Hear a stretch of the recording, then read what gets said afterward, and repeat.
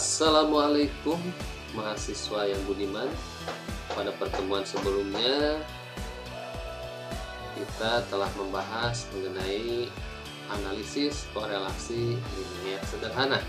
Selanjutnya kita belum membahas contoh kasus yang ada pada materi yang di-share sebelumnya. Oke, pada kesempatan kali ini akan dibahas contoh kasus tersebut. Nah, contoh kasus pertama adalah Direktur PT DZH hendak mengevaluasi apakah promosi yang dikeluarkan selama ini ada hubungannya atau memiliki korelasi dengan omset atau penjualan perusahaan. Nah, berikut ini data pengeluaran promosi. Nah, tentu saja pemilik ataupun pimpinan perusahaan PT DZH itu harus mengevaluasi apakah benar-benar penjualan ini dipengaruhi oleh promosi atau ada faktor lain yang pengaruhnya lebih besar. Nah, maka untuk menjawab hal tersebut bisa dilakukan analisis korelasi. Nah, dalam hal ini karena dua variabel maka digunakan analisis korelasi sederhana.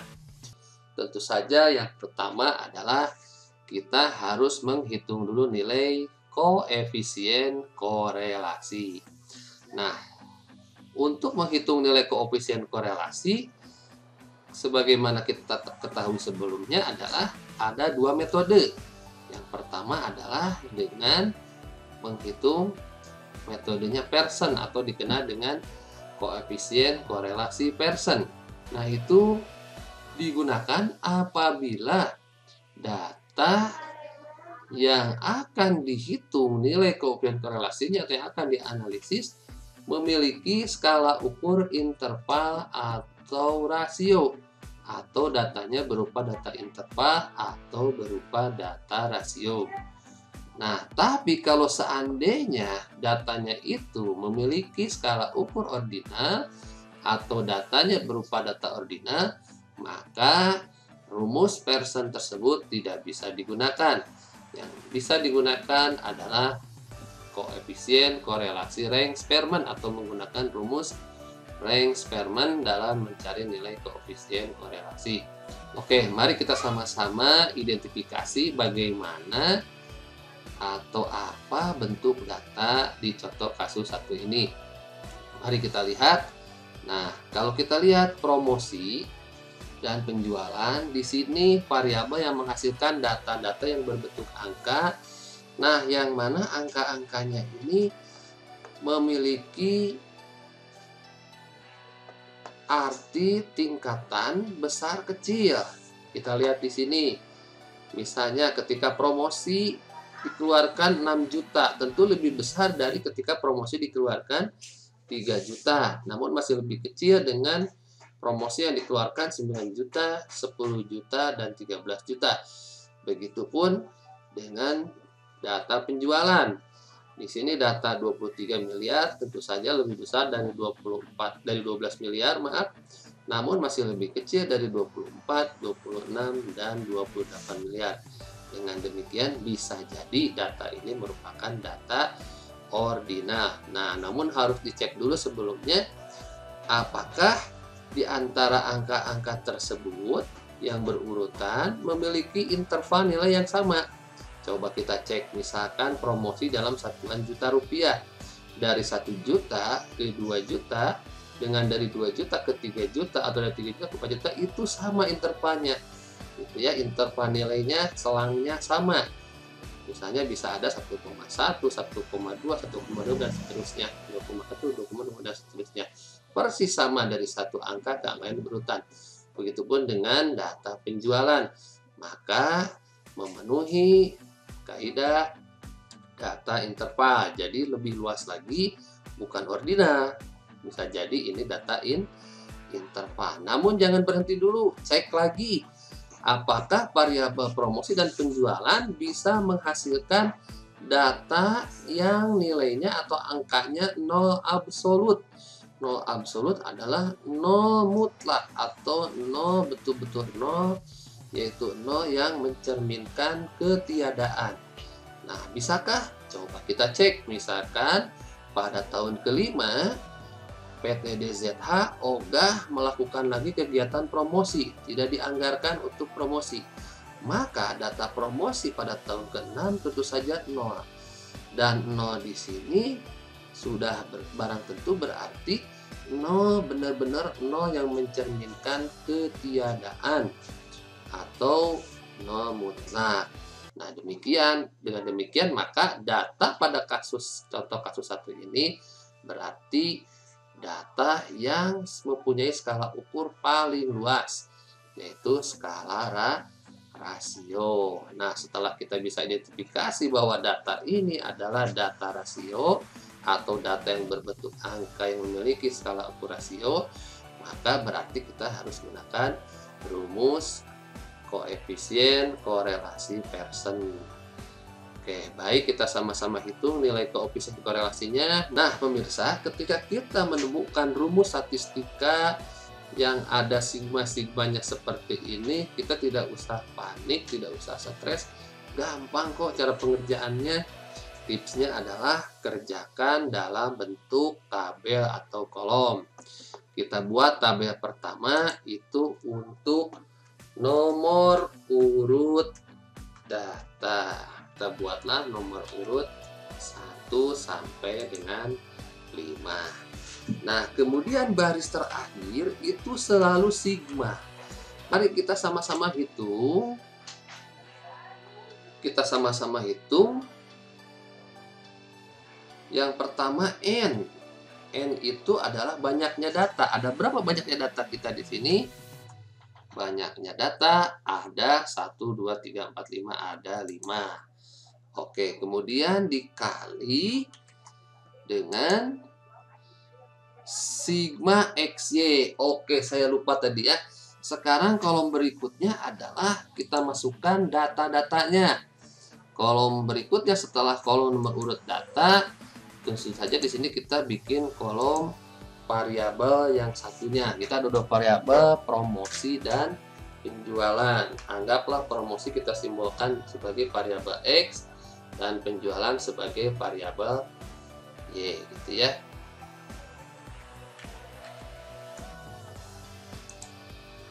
Nah,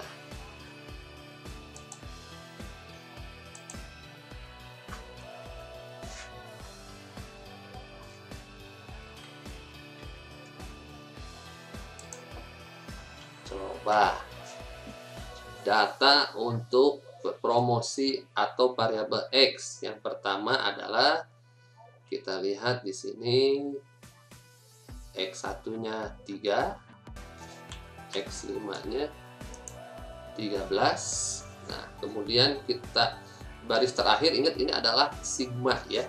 Sini berarti sigma X atau jumlah dari X ya.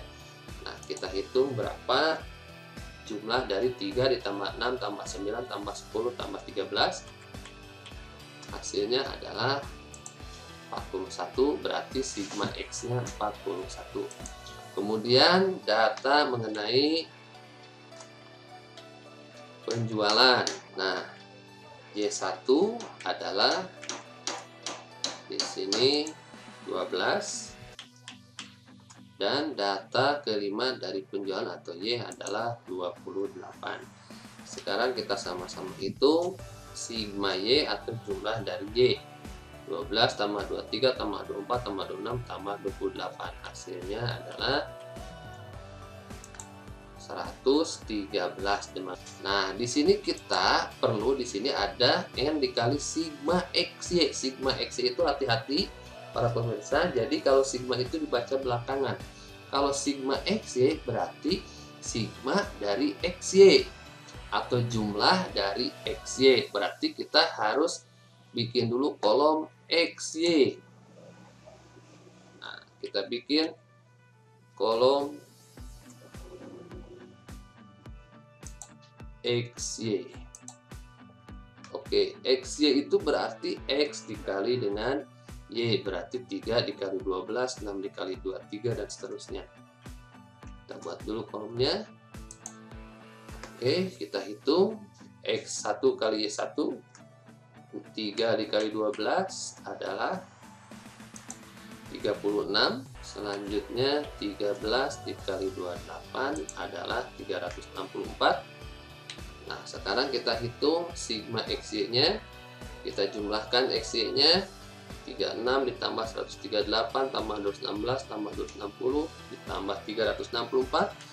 Hasilnya adalah 1014. Nah, berarti di sini tadi N-nya 5, sigma XY-nya adalah 1014.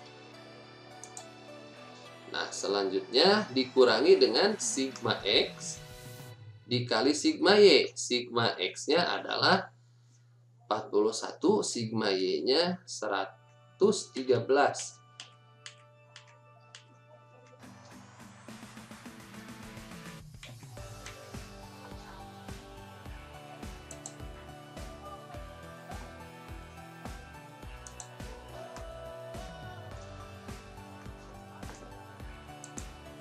Oke, kemudian dibagi dengan akar dari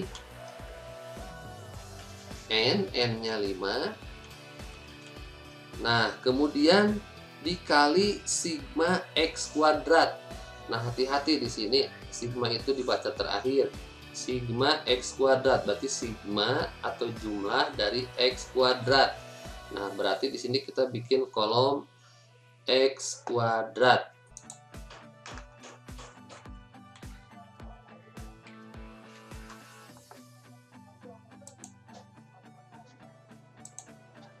Oke, X kuadrat berarti X dikuadratkan. Berarti 3 dikuadratkan, 6 dikuadratkan, 9 dikuadratkan, 10 dikuadratkan, 13 dikuadratkan. Kita jumlahkan, berapa jumlah dari X kuadrat? Diperoleh 395. Nah, maka 5 atau N di sini dikali dengan sigma X kuadrat adalah dikali 395. Kemudian dikurangi dengan, nah yang ini baru sigma X dikuadratkan. Sigma X yang ini 41. Berarti 41 dikuadratkan.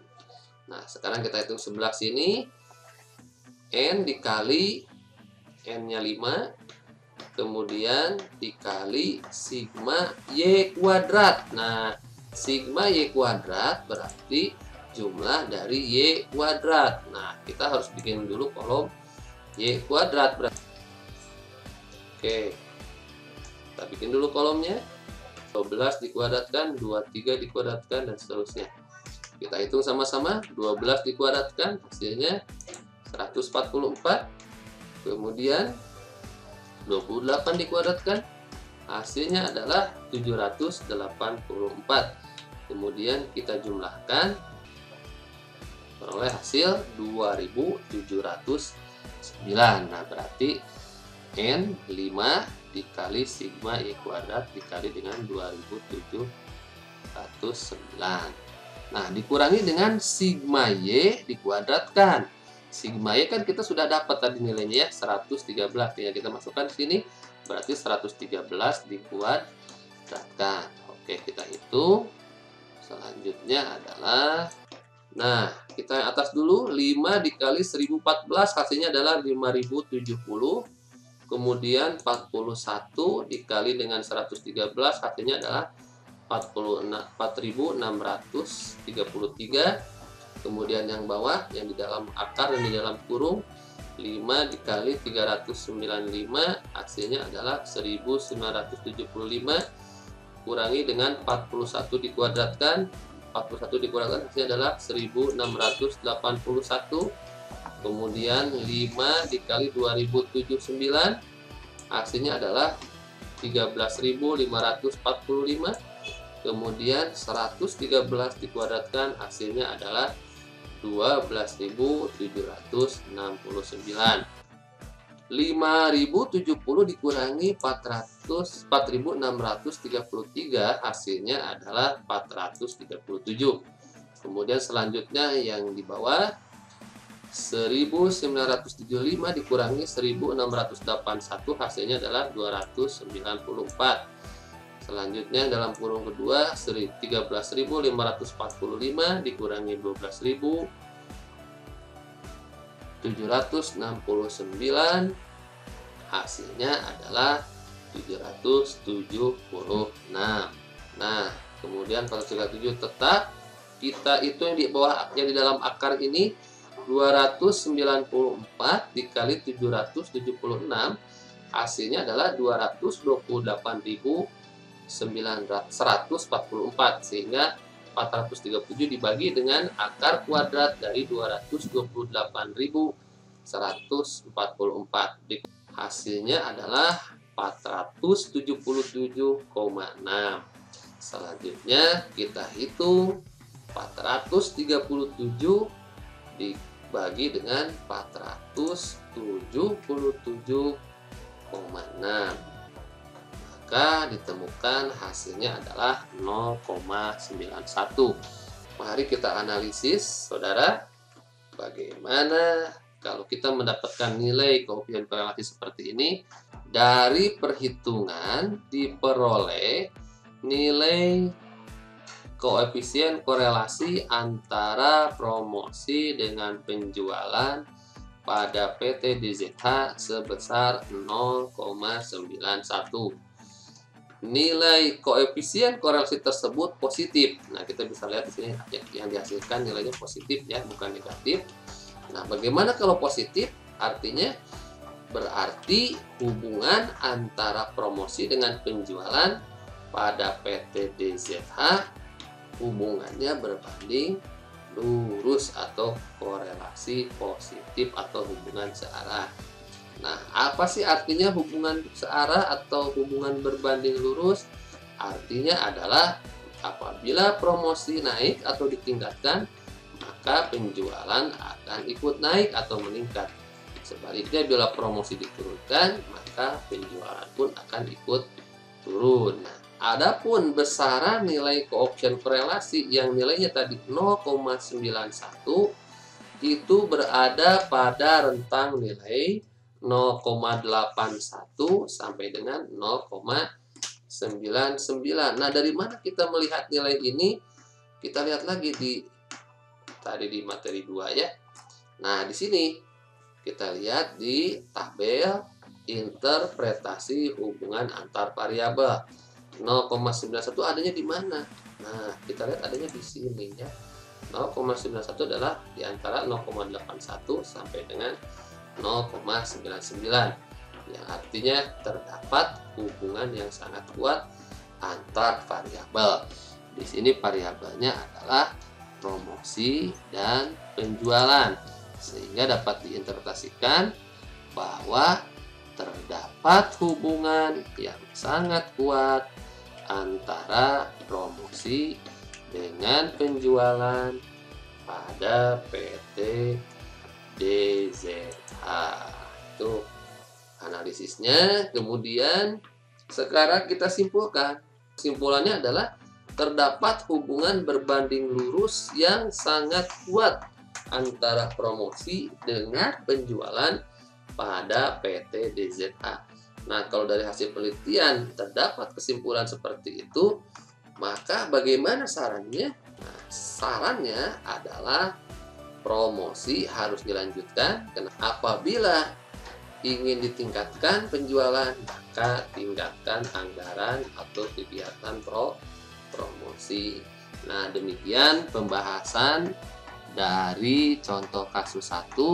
Mudah-mudahan bermanfaat. Sampai ketemu lagi pada pertemuan berikutnya. Wassalamualaikum.